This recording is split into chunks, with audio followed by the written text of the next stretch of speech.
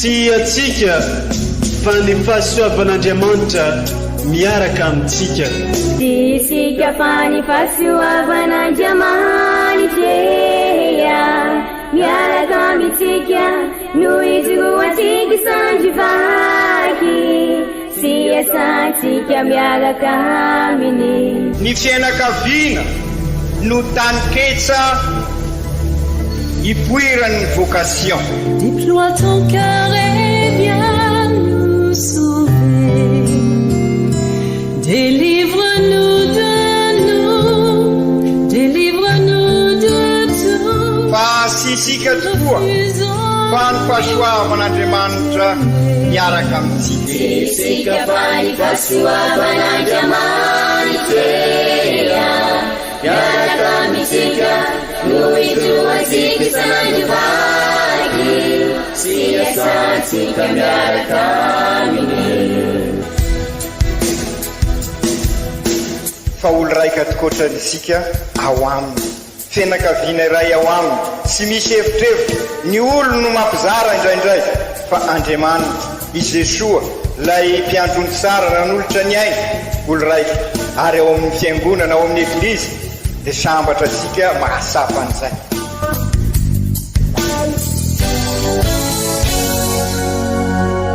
Olo araiky atsika atambatry ny fanahy masina kamiray, olo araiky ao amin'ny Kristy. Fandaram-pampianarana iarahanao amin'ny son excellence Monseigneur Benjamin Marc Caramarson eto amin'ny radio Fagniry.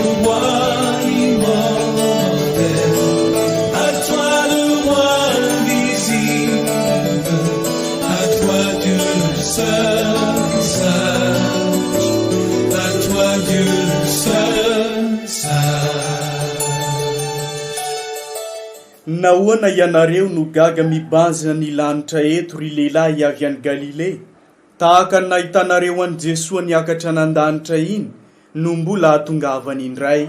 Alleluia. Ankafaliagna ankaravoagna no anloragna fiarabanantsika rehetra izay magnaraka tsy tapaka ity onjam-peon'ny radio Fagniry mamitsika ity, izay onjam-peo mampitambatra antsika ho iray sady onjam-peo mitady mandrakariva ny ampanjaka ny fanjakan'Andriamanitra eto amin'ity diosèse mamitsika ity. Isoranay ianao izay mankamamy sy mankafy ny fampianarana sy toritenin'ny Monseigneur Archevêque eto amin'ity onjam-peon'ny radio Fagniry ity. Toloranay fiarabagna manokana antsika eo jiaby tratra n'izao ascension izao na ny niakaran'i Jesosy Kristy any an-danitra. Koa amin'izao ascension izao dia toloran'ny eglizy loha hevitra isika ny hoe omano ny iverenan'ny Tompo. Ndeo renesitsika ireo vakiteny masina atolotry ny eglizy amintsika izay arahana fampianarana sy toriteny avy amin'ny Monseigneur Archevêque ray aman-drenitsika.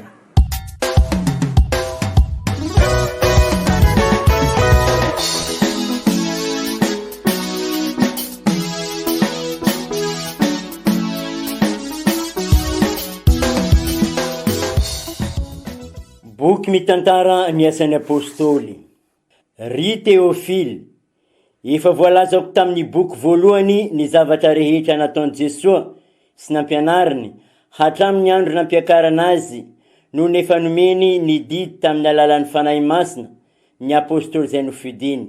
Taorian'ny jaliany dia maro ny pirofo nentiny nanamarina tamin'izy ireo fa velona tokoa sady niseho taminy nandritra ny 7 andro izy, ary nilazalaza ny momba ny fanjakan'Andriamanitra tamin'izy ireo.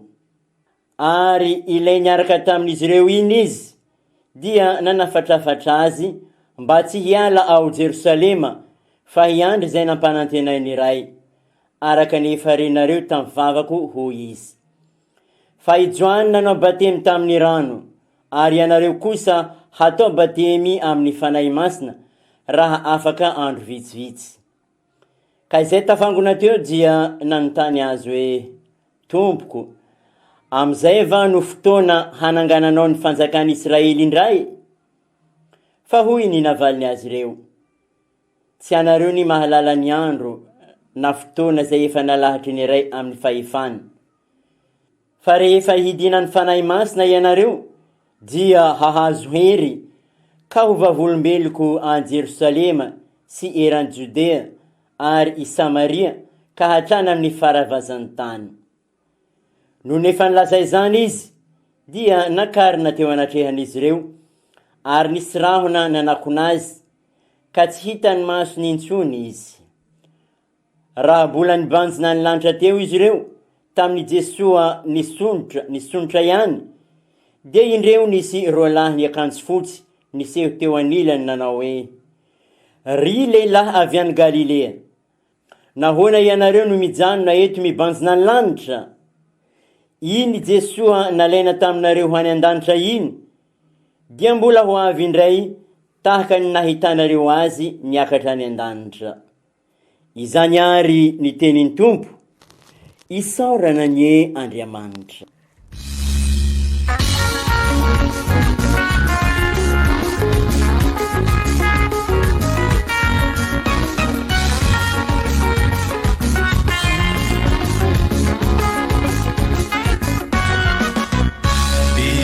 Afatanana Biderana dia manca Tupu afidita Tuluri upipi falina Afatanana Biderana dia manca Tupu afidita Tuluri upipi falina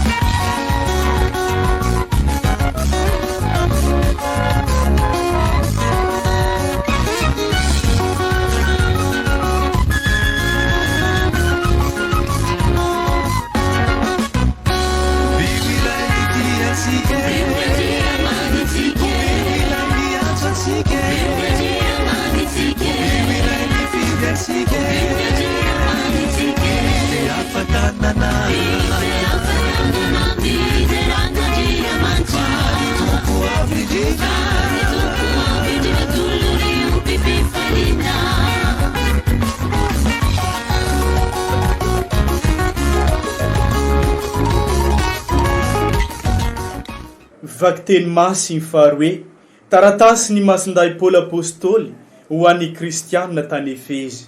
Ry kristianina havana, Andriamanitra rain'i Jesosy Kristy tompontsika, rain'ny voninahitra, dia nome anareo ny fanahy ny fahendrena mampanambarana ahalala azy tsara. Ary mba mpahiratiny tsara ny masom-panahinareo ahalala izao.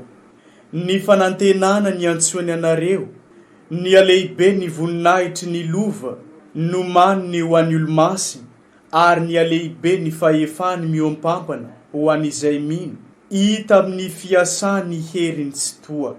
Nahariariny tao amin'ny Kristy, izany heriny izany, tamin'ny ananganany azy ho velona, sy nametrany azy teo ankavanany anan-danitra, ambony lavitra no ny fiandrianana rehetra, ny fifehezana rehetra, ny fanjakana rehetra, ny anarana rehetra azo tononina, tsy amin'izao fiainana izao ihany, fa amin'ny fiainana ho avy koa, fa napetrany eo an-tongony ny zavatra rehetra, ary nataony filohany ambony indrindra izy amin'ny Eglizy, izay tenany famelony izy mpameno tena andavany sy antsakany amin'ny ratsambatany rehetra.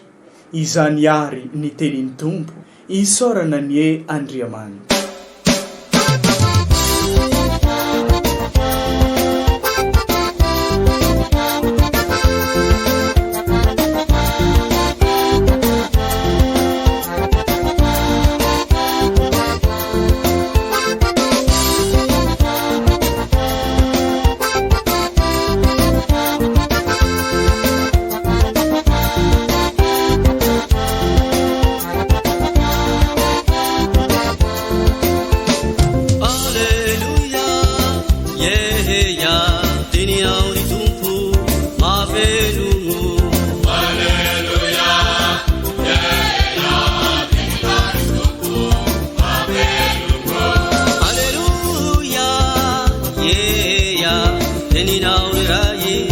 tena fiainana.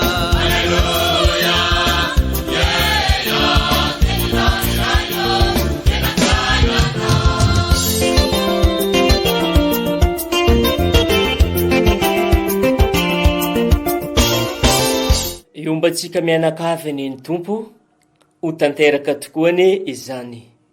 Evanjely masiny nosoratany Masinday Marika, voninahitra ny eo anao ry Tompo. Tamin'ny izany andro izany, niseho tamin'ny 12 Jesoa ary nilaza tamin'izy ireo hoe, mandehana ianareo amin'izao tontolo izao, mitoria ny evanjely amin'ny voary rehetra. Izay mino ka atao batemy dia ho vovonjy, fa izay tsy ino dia ho eloina. Ary izao ny famantarana omba izay mino. Handroaka demony amin'ny agnarako izy, hiteny amin'ny fiteny tsy mbola hainy izy, handray menarana izy, ary na hisotro zava-mahafaty aza izy, dia tsy ampagnino azy izegny. Hametra-tagnana amin'ny marary izy, dia ho sitrana ireny. Ary rehefa niteny tamin'izy ireo Jesosy Tompo, dia nakariny agny an-danitry, ka mipetraka eo ankavanan'Andriamanitra.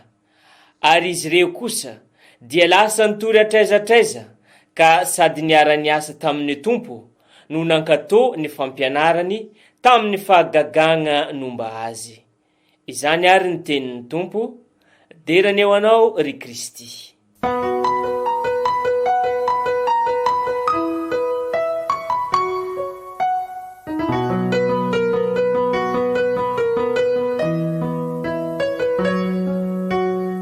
Ry kristianina ava malala, 7 andro zao isika no niara nankalaza ny Paka, izany hoe nankalaza ny Jesosy nandresy ny rasy rehetra, ary anisan'izany rasy izany ity arety mandoza korontana virus ity. Ary 7 andro tokoa izay isika niaraka aminy namakivaky an'izay vanim-potoana zay nibanjinansika any Kristy, mpamonjy, mpandresy ary ny sangako velona. Ary dia izay koa no azo lazaina fa Paka ho asika vita batemy, ary tamin'ny sabosy ny Paka dia samy nanavao nitoko tamin'ny batemy sika, ka niara-maty amin'ny Kristy amin'ny rasy. I Kristy nandevona ny rasy rehetra tao am-pasana, dia niara-nitsangana aminy koa, ka izay no Paka ho sika. Paka manana endrika manokana nefa ho sika ity Paka 2021 si, satria miatrika an'izao krizy izao sika, ary sy krizy ara-pahasalamana ihany ho isika, fa krizy maro lafy ka mitondra korontana maro isan-karazany, tsy mba ny fifandraisasika amin'ny lafiny rehetra, lafiny eo amin'ny zavaboary, eo amin'ny fiainansika andavanandro, amin'ny fiarahamoninasika, amin'ny fifandraisasika amin'Andriamanitra. Paka fandalovana nefa, ka nanosika sika ao anatin'izany ady sady dia izany, eo amin'ny fanitrehana, fa eo am-panatreha sika an'izao krizy izao, ka sy maintsy manao safidy isika raha tisika ho tafita araky ny afatra ny Papa. Safidy vokatry ny fivampenitra mahery vaika ho sika eo anivon'ny fitondratena sika. Io lay lazasika hoe changement radical de comportement raha te ho tafita isika. Manatena arsika fa armino fa iroso amin'ny départ vaovao vokatry n'izay fivampenitra mahery vaika eo amin'ny fomba fitondratena antsika, ka sy ilay fitondratena n'izao tontolo izao izay mitondra an'izao korontana izao no safidianantsika, fa arak'izay voalaza zay changement radical de comportement, ka miova tanteraka ny fomba fijery sy ny fomba fisainana, ary indrindra vokatra zay ny safiditsika ka i Kristy no ataosika eo anivon'ny fiainantsika sy ivon'ny fiainantsika, ka amin'izay tsika anao départ vaovao ka anorina an'izay fianakaviam-ben'Andriamanitra araka ny voalazany Papa ao amin'ny encyclikany Fratelli Tutti, olo raika isika ziaby, ka iroso tokoa aritsika ho eglizy olona velona eo ve missionnaire tabernakla velona, anorina an'izay fianakaviam-ben'Andriamanitra izay vokatry ny fahafoizana sy ny fanompoana, ka mahatonga sika ifanasoa sy ifampisimbana ary ikasaka ny tsoiombonana, ka ametraka ny firalahina sy ny fitiavana fanompoana eo anivon'ny fiarahamonina misy atsika. Tanteraka tokoa izany raha mivelona ny batemisika, ary zay none zany eglizy nanabiazana sika nandritra n'izay 40 andro izay, ka nahatonga sika araky ny averimberisika isaky ny alahady, ary mbola toezasika izany amin'ny alahady ho avy zao andinika sy mibanjina ary velona ireo toetrany Jesoa, ka ahafahasika manahaka ny Jesoa tokoa, ka zary kristianina araky ny averimberisika matetika ny teny hoe kristianina dia avy amin'ny Kristy, ka ahatonga sika zany ho Kristy mpiarabelona eo anivon'izao tontolo izao, ka ahatonga sika tokoa ho eve miara-mankalaza any izao alakamisy ny fiakaran'ny tompo izao sika 40 andro association isika mibanjina an'izay sika, fa sy mibanjina ny lanitra araky ny afatry ny anjely ao amin'ireo vakiteny, ka manantena manentana sika tanora manokana ary ao zay averimberisika fa fotoana sarobidy ny fahatanorana, zany hoe sara ny fahatanorana ho isika, ary ny Papa aza milaza fa sisy ny vanim-potoana ny fahatanorana fa ny tanora no misy, izany hoe manana avenir ny tanora, manana fibanjinana no avy izay, ka noho izay feny fanantenana izay ny tanora, ary zay ny mahasarobidy ny vanim-potoana ny tanora, dia aoka hoin'ny Papa ahay anararotra an'izany vanim-potoana izany, ametrahana fiainana marim-potitra ka anomanana no avy indrisy izao andro enasika izao, na eo anivon'ny fanabiazana, na eo anivon'ny fianakaviana, na eo anivon'ny fiarahamonina no tikorontana virus ty, dia sy manampy asika tanora, ka ny eglizy anifa amaha ray aman-dreny azy dia sy mamela sika ho irery, ka manasa sika ary mba sy anaiky na oviana oviraviray olona ny fanantenana, satria ny fanantenana no rano velona mitondra sika anana fiainana marim-potitra, satria manambara fa sy avelan'ny fahakiviana n'olona manana fanantenana, ary sy avelan'ny olona andeha ho azy, ny olona manam-pinoana, ary indrindra ny olona velominy ny fitiavana dia mametraka ny fiainany ao anatin'ny zay fanasoavana sy ny fifampisimbinana izay, ka mitodika aminareo tanora indrindrindrindra isika amin'izao mamaraparana an'izao fankalazasika mipaka zao, oka hoe ove missionnaire tabernakla velona tokoa ianareo, hoy ny Papa taminareo tany soa mandrakizay, oka sy ilazanao oviana amin'izay akaikinao ianao sy milanao ao, mila an'izay eo akaiky sika mandrakariva isika, zany hoe sy mainsy ao anatin'ny fifarombonana, ao anatin'ny fifampisimbinana, ao anatin'ny fifanasoavana no ahafahasika miala amin'izao ady mafy zao, ka hitondra sika amin'ny dia makany amin'ny fiainana manorina an'izay tranomben'Andriamanitra tady irodana noho ny etraketraka sika olombelona ka nanimba ny fifandraisasika. Mitodika aminareo tanora ary aho amin'izay fanarenana an'izay fianakaviamben'Andriamanitra izay ka anjakan'izay fratelli tutti ka hitondra sika tena olo raika asika ziaby. Aminareo tanora no ery angovo anatanteraka an'izay ry kristianina havana. Androany miaraka amin'ny eglizy manontolo isika araka ny voalaza teo mankalaza an' Jesoa niakatra ny an-danitra nandresy ny zava-drehetra izy ary isika koa feny fanantenana fa hiaraka aminy amakivaky nyity fiainana ity izay ady sady dia ho isika ka hitondra sika any amin'izay toerana misy an' Jesoa izay.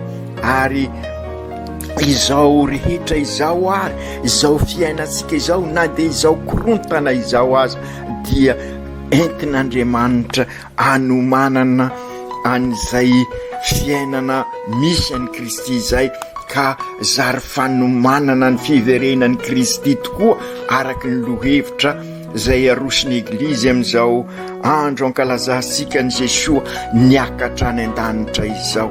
Ka aokary ahay anararoatra isika ametraka tantara fa indrindra isika tanora iaho teo tahaka ny Lucien Botovoasoa izay vao nankalaza isika sy ela ny fetiny marina maty martiry izy nandasaka ny rany mba anehoany an'izay finoana izay fa azo lazaina fa izay raha nalasan'izay mamelona ny eglizy ankehitriny ka nahatonga ny eglizy eran-tany nanambara azy olo sambatra ary dia mitoetra mandrakariva ao am-pon'ny olona rehetra izy ary miandrandra isika ny ahatonga azy olo masina ho asandratra olo masina. Ka mipetraka akavanan'Andriamanitra tokoa ary Jesoa ankehitriny zany hoe miara-manjaka amin'Andriamanitra ray. Ka noho izany misy toerana ao ansika ary ny toerana misy azy no ny vocation-sika satria ny nahatonga azy olombelona nanolotra ny ainy dia hamonjy asika ka ahatonga asika ho fianakaviana ray ao amin'ny Trinité masina. Ka ireo vakiteny arosiny eglizy amin'izao andro ankalazana ny fiakaran'i Jesoa izao dia mampandinika sika an'izany vocation sika izany ho indrindra ny evanjely ary efa niteny tamin'izy ireo Jesoa tompo dia nakarina ny an-danitra ka mipetraka eo ankavanan'Andriamanitra. Io no atao sika isaky ny manao ny fikepinona ny credo isika. Ka ny vakiteny voalohany nalaina tao amin'ny asan'ny apôstôly azy dia manambara an'izay koa ka izao ny voalazany no nefa nilaza zany izy dia nakarina teo anatren'izy ireo ary nisy raona nanakona azy ka sy hitany maso esony. Aza variana isika ary aza mieritreritra indrindraindrindra fa hoe tahaka ny fusée na tahaka ny avion niakatra ny an-danitra izy sy izay toerana izay no tian'ireo vakiteny ambara eto fa lay fiombonana ao amin'ny Trinité masina amin'ilay fianakaviamben'Andriamanitra lay ambara sika rehefa manao ny fikepinona isika izao mino ny fiombonan'ny olo-masina ny fianakaviamben'Andriamanitra ka izao fiainasika izao araka ny lohevitra anambara tamin'isika teo dia hoentisika manomana an'izany ka ny fiainasika eto no entisika amin'izay fiainana mandrakizay zay ka raha ao anatin'izay fratelli tutti fianakavian-janahary izay isika fianakaviamben'Andriamanitra olo raika ziaby isika ao amin'Andriamanitra dia izay ny lanitra efa manomboka eto tany manomboka tokoa izay raha samy mivelona ny fahafoizana sy ny fanompoana isika ary izay ny politika lavorary hoy ny papa ao amin'ny encyclique ka raha tisika ary ny tena hevitra ny politika dia anasoa ny zay tany ny tany honenanao, ny faritra misy anao, ary izay dia mitaky fahafoizana sy fanimpona ary nomeny papa ohatra isika dia i Masinday Joseph izay nafoy amin'ny fianakaviana masina ka izay no vocation sika hatramin'ny voalohany raha nametraka sika tao amin'ny sany Edena. Andriamanitra ikarakara sy kolokolo an'izay sany Edena zay, ity tany mamitsika ity zany zary lanitra izy, zary fiadanana raha ao anatin'ny fahafoizana sy ny fanimpona ka mifamela heloka ary mampanjaka ny famindrapo.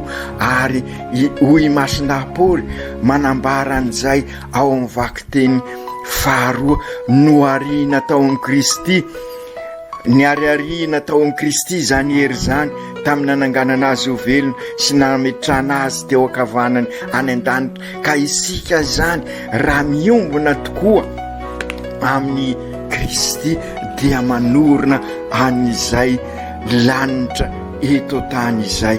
Ka izay koa ry kristianina hava malala no anjara-piainansika, izany hoe miezaka isika miombona amin'ny Kristy.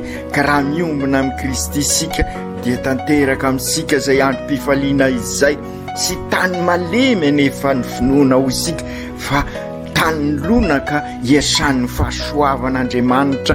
Ka izay indrindra ny fahafoizana lay tany lonaka dia isika ka mamela ny fahasoavan'Andriamanitra hiasa isika. Ka io fahasoavan'Andriamanitra io no mitondra sika amin'ny fahamasinana sy avelan'Andriamanitra rery sika, fa ampiny amin'ny alalan'ny sakramenta, amin'ny alalan'ny vavaka. Indrisy ireo indrindra nefa no tadiavin'ny ty korontana virusy ty ompitehana ka sy manaika nefa isika ka oka hifikitra mandrakariva amin'ny Kristy, ka sy zao fiainana izao tokoa ny farany, fa i Kristy alpha sy omega. Ka noho izany aoka isika hivelona n'izay vocation sika izay, ka ho tabernakla velona tokoa eo amin'ny manodidina sika. Ary dia izay tokoa satria raha miombona amin'ny Kristy sika dia mitondra ny Kristy eo amin'ny manodidina sika, ary izay natao hoe tabernakla velona. Ka ambaran'ny vavaka fangatahana zay atao sika amin'izao andro fankalazana ny fiakarana ny Jesosy izao dia ho indrindra ny vavaka ao amin'ny vavaka fangatahana amin'izao andro ankalazasika ny Ascension zao. Efa nipetraka eo ankavanan'Andriamanitra raha i Kristy, izy ny lohan'ny Eglizy olona velona, isika ny vatany masina. Ka hanaraka azy tokoa ary hoentiny any aminy raha mivelona araka ny mahazanak'Andriamanitra sy miombona amintsika dia ho tanteraka izay. Ka izay indrindra ry kristianina hava malala, isika zany dia ampiombon'Andriamanitra aminy ka ho tonga fianakaviam-beny, ary izay no mitaky an'izay fahafoizana sy ny fanimpona izany. Mazava ho azy maro ny fakapanahy, maro ny sedra, ka sy mandeha ho azy zany resaka ataosika zany, sy vitavita ho azy. Afa indrindra moa amin'izao etiasika ny krizy maro lafy izao, ka mila andrendrika sika, mila apotika sika, ary ny demony dia miandry mandrakariva izay arapany. Ka noho izany azagaga raha maro ny fanontaniana mipetraka ao an-saisika, na dia ireo apôstôly azy nahita ny voninahitry Jesosy dia mbola voan'ny fakapanahy ka nametraka fanontaniana mivantana amin'ny Jesosy, ka nilaza hoe izao ve ny fotoana nangananao ny fanjakan'Israely? dia hoy Jesosy namaly azy ireo, sy anareo no mahalala na ny andro na ny fotoana, fa rehefa idina ny fanahy masiny anareo dia azo hery ka vavolombelona any Jerosalema seran'izao tontolo izao. Izay indrindrary ry kristiana havana nambarany Jesosy mazava fa izao fiainantsika izao dia hoentintsika manomana an'izay fiainako avy izay, ary omeny hery isika, omeny angovo dia ny fanahy masina. Tanteraka izany tamin'ireo apôstôly fa aoka isika ho tahaka ny apôstôly, hiboka hiandrandra ny fanahy masina, miandrandra ny Pentecote tokoa isika, mba hahafahasika manao an'ilay départ vaovao ho Pentecote vaovao, ka hahatonga sika ho tena Église olona velona, missionnaire tabernacle velona, ka hitondra ny Kristy eo anivosika, ka amin'ny sika ho tabernacle velona no hanorena sika n'izay fianakaviam-ben'Andriamanitra izay fratelli tutti izay mahaolo raika sika ziaby izay, ka atomboka sika amin'ny fianakavia sika izany ao amin'ny Église kely, ka ho Église kely hoisy an'izay fifampisimbinana sy fifanasoavana ao anatin'ny fikatsahana ny soiombonana izay sika, ka mitondra sika an'izay fanorenana ny fratelli tutti, olo raika sika ziaby. Ary zay no ambarany Jesosy rehefa nametraka afatra tamin'ny apôstôly izy, ary mametraka amintsika ihany koa. Mandehany anareo amin'izao tontolo izao, mitoria ny evanjely amin'ny voary rehetra, izay mino ka atao bateny dia vovonjy, fa izay sy hino dia ho elohina. Ka izay indrindrary isika izao no nametrahany Jesosy an'izany afatra izany, na dia ao anatin'izao krizy izao azy, vokatry ny paka ho ansika dia miova ny fifandraisana ho isika, izay fototry ny mahaolona, ny fifandraisasika amin'ny zavaboary, ny fifandraisasika amintsika samysika, ny fifandraisasika amin'Andriamanitra, zany hoe miova ny fosika, satria fo honenan'izay fanahy masina izay, ka siloviny io fanahy masina io sika, ary dia mamolaka an'izay sedra sy fahotana izay mandrakotra ny masosika, mandrakotra ny sofosika, mandrakotra ny vavasika sy ny fiainansika, ka manana fiainana vaovao sika, ka satria nanao an'izay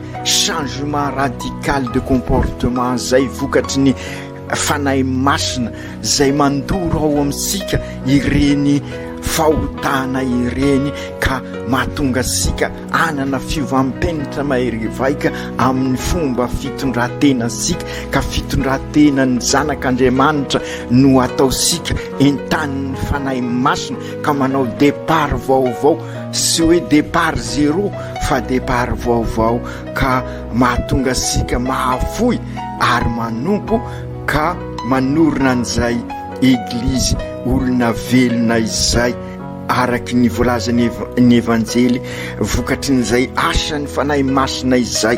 Ary izao no famantarana omban'izay mino androka demony amin'ny anarako izy ireo, hiteny amin'ny fiteny sy mbola hainy izy ireo, andray menarany izy ireo, ary na misotro zavatra mahafaty azy izy ireo dia sy hampaninina azy zany, ametra tanana amin'ny marary izy ireo dia ho sitrana ireny.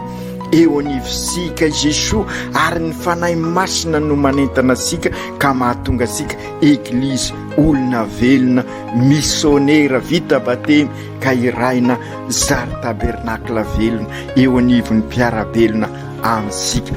Ry Jesosy Kristy Tompo, amin'izao fankalazana ny akaranao any an-danitra izao, miombavaka izahay, miara misaotra anao no ny soa marobe nataonao fandrindra ny fanoloranao tena ho famonjenanay, ka nahatonga anay ho zanak'Andriamanitra, ka manorina ny fianakaviam-ben'Andriamanitra tenin'izao, ahatonga anay tokoa ho fratelli tutti, olo raika olo raika ziaby ka mahatonga an'izay fifampitsimbihinana sy fifanasoavana ka hikasaka ny zo iombonana ao anatin'ny firalahina ao anatin'izay fifankatiavana mifanasoa eo anivon'ny mpiarabelona izay lazain'ny papa ao amin'ny ensiklikany sy to miary ny fo sy ny masonay olombelona ahasapa fa eo anivonay tokoa ianao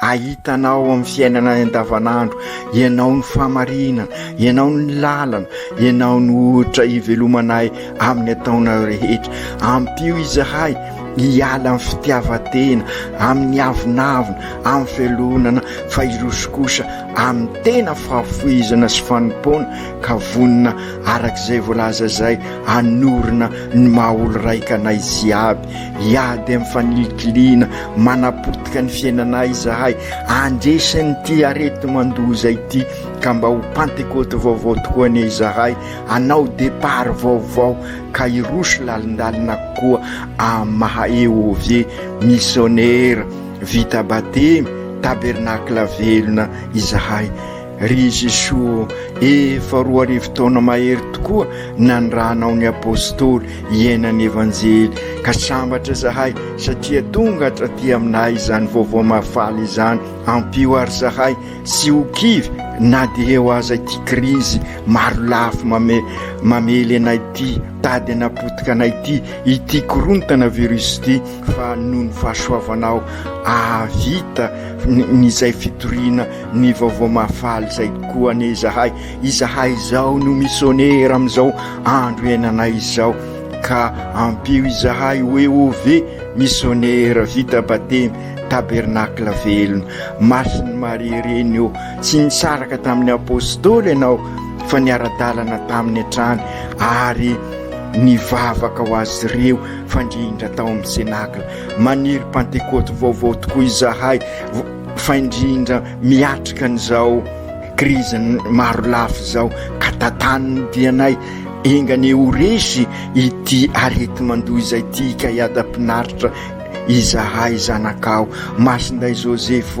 mivavah ho an'ny fianakavianay rehetra mba ho tena eglizy kely tokoa ifanasoa sy ifampisimina ary ifankatia ny fianakavianay rehetra aoko tanteraka zany amin'ny anaran'ny Ray sy ny Zanaka sy ny Fanahy Masina amen.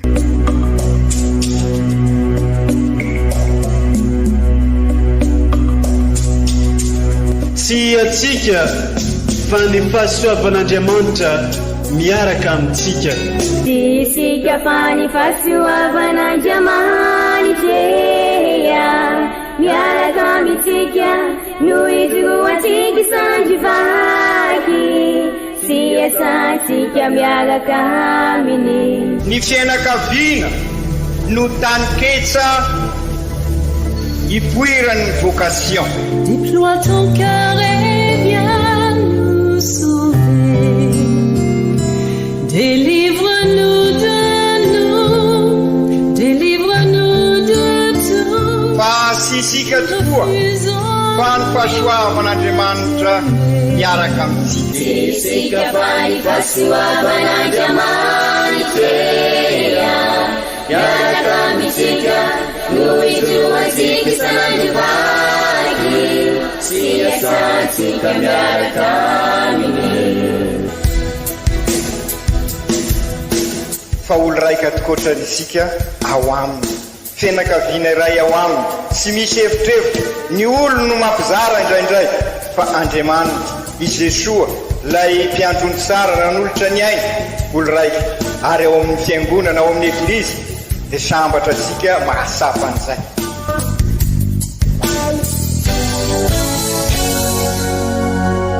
Olo araiky atsika atambatry ny fanahy masina kamiray olo araiky ao amin'ny Kristy. Fandaram-pampianarana iaranao amin'ny son excellence Monseigneur Benjamin Marc Caramarson eto amin'ny radio Fania. À toi le roi invisible, à toi Dieu seul.